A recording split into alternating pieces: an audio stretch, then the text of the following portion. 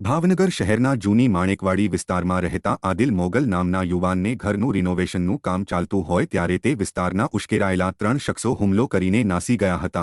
આદિલ મોગલ નામના યુવાનના ઘરનું રિનોવેશન ચાલતું હોય ત્યારે ઉશ્કેરાયેલા ચાંદભાઈ હુસેનભાઈ મોગલ, તોફિક ચાંદભાઈ મોગલ અને ઇબ્રાહીમ ચાંદભાઈ મોગલ સહિત 3 વ્યક્તિઓએ પાવડા વડે એક મહિલા સહિત 3ને ગંભીર ઈજા પહોંચાડી નાસી ગયા હતા। ત્યારબાદ ઈજાગ્રસ્તોને હોસ્પિટલ ખસેડાયા હતા।